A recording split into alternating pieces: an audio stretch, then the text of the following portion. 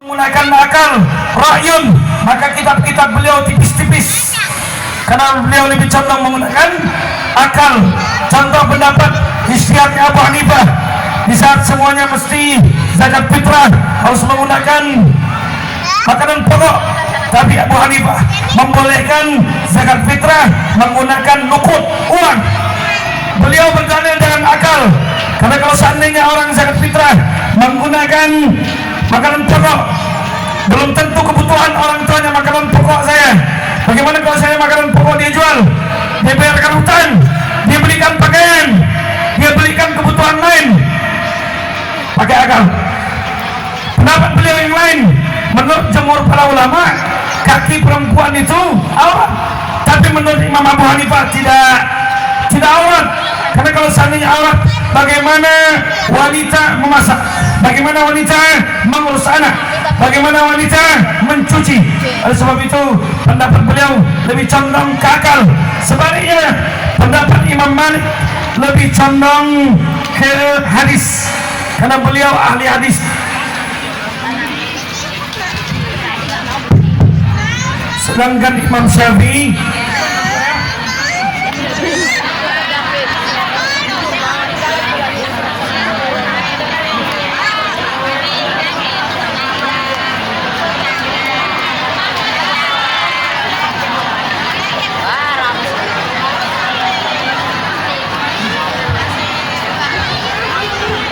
cek cukup Bu?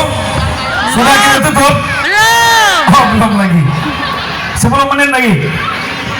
Sedangkan menurut mazhab Syafi'i, Imam Syafi'i ini amat sangat hati-hati dalam berijtihad, karena beliau mengkombinasikan antara akal dengan nas, dengan dalil.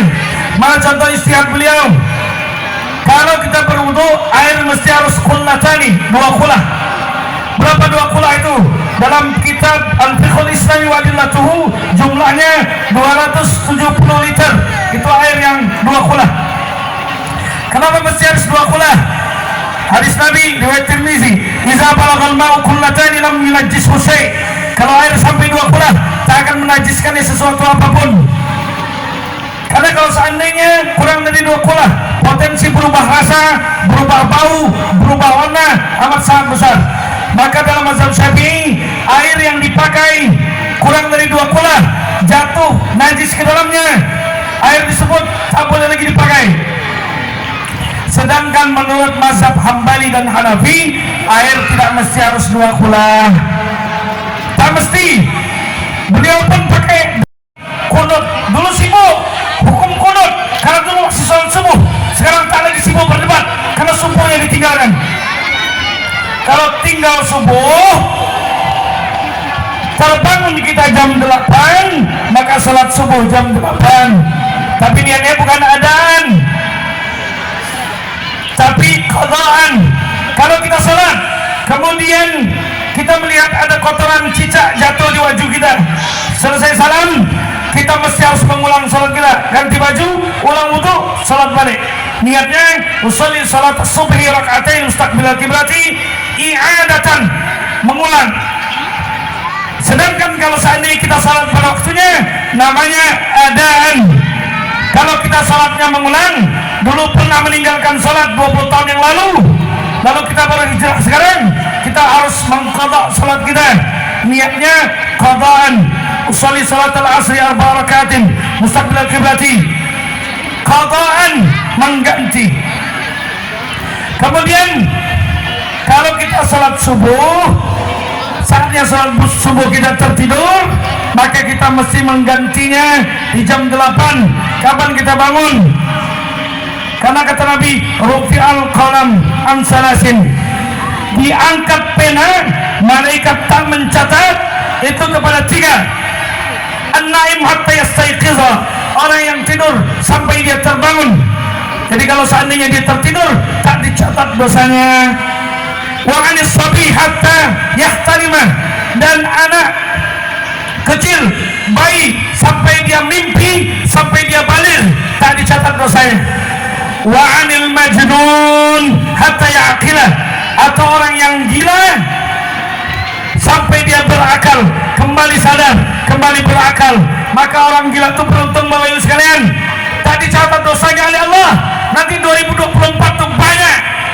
tengokkanlah. Banyak yang tak duduk, terduduk. Bapak Ibu yang dirahmati Allah Subhanahu wa taala. Oleh sebab itu banyak yang duduk, terduduk.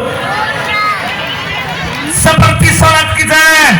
Nanti orang yang Bapak Ibu yang berangkat haji atau yang pernah berangkat umrah pasti menyaksikan gaya-gaya salat itu berbeda. Maka jangan sampai kita kaget, karena perbedaan itu memang rahmat dari Allah. Perbedaan itu memang ada sejak zaman sahabat, itu sudah ada. Para sahabat juga sudah beristihad pada masa sahabat. Dalam mazhab Syafi'i meletakkan niat itu harus sejajar dengan amal. Niat an-niyah muqaranatun bil amal. Niat itu sejajar dengan amal. Kalau kita wudu berarti saat membasuh wajah memasang niat. Kalau kita umrah berarti saat memakai pakaian ihram memasang niat. Berarti kalau salat saat takbiratul ihram memasang niat. Allahu akbar. Makanya tidak heran menurut orang-orang yang bermazhab Syafi'i, mereka kalau takbiratul ihram agak lambat sedikit. Allah, karena saat itulah dia memasang niat. Sedangkan menurut mazhab Maliki, Hambali, Hanafi, memasang niat itu beberapa saat sebelum sholat. Makanya kalau kita lihat di Masjidil Haram, imam sampai ke depan Ka'bah, dia langsung perintahkan, Istawu aqimu sufufakum wa'tadilu. Allahu akbar. Langsung. Bukan Allah. Itu mazhab Syafi'i, karena meletakkan niat di dalam hati. Ma'allun niyal qalbu dalam al-asbah wal nazair karangan Imam Suyuti, tempat niat di dalam hati. Sedangkan melapaskan niat hukumnya mustahabun. Menurut mazhab Syafi'i, at-talaffuzu bin niyah mustahabun. Melapaskan niat hukumnya dianjurkan, tak wajib, dianjurkan. Sedangkan menurut mazhab Hanafi, at-talaffuzu bin niyah bid'atun. Kemudian pendapat Hambali dan Hanafi, tahta surah, di bawah pusat. Ini yang diterapkan di Turki, Pakistan, Uzbekistan, Afghanistan, semua yang tan mazhabnya Hanafi. Allahu akbar.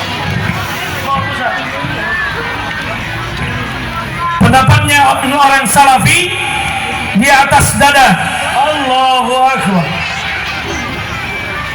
Jadi berapa jumlah meletakkan tangan? Allahu akbar. Allahu akbar. Allahu akbar.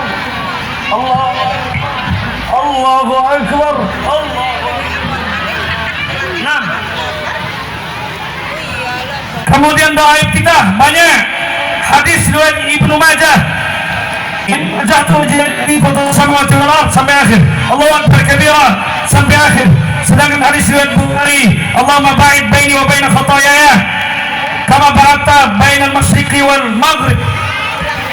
Ada dalilnya, masing-masing ada dalil. Setelah imam baca Fatihah, apakah kita mesti baca Fatihah lagi? Dalam mazhab Maliki dan Hanafi tak perlu lagi, karena dalil mereka al-imamu junnatun, imam penanggung jawab. Hadis riwayat Tirmizi, man kana lahu imam fa qiraatul imami lahu qiraatun. Siapa yang ikut imam, bacaan imam adalah bacaan makmum. Jadi bacaan sudah ditanggung jawab oleh imam. Oleh sebab itu kalau seandainya imam sudah salam, kita belum tuntas tahiyat, langsung salam saya, karena bacaan sudah ditanggung oleh imam. Mazhab Hanafi. Sedangkan mazhab Syafi'i mesti baca Fatihah lagi. Dalilnya la salata liman lam yaqra bi Fatihatil kitab. Tak sah salat orang kalau dia tak baca Al-Fatihah.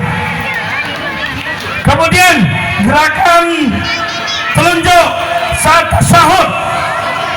Ini banyak. Shiratal mustaqim, shiratal ladzina an'amta 'alaihim ghairil maghdubi 'alaihim. Amin. A'udzu billahi minasyaitonir rajim. Bismillahirrahmanirrahim. Alhamdulillahi rabbil alamin. Assalatu wassalamu ala asyrafil anbiya'i wal mursalin.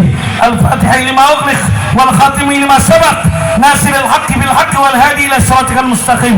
اللهم إنا نسألك الهدى والتقى والعفاف والغنى.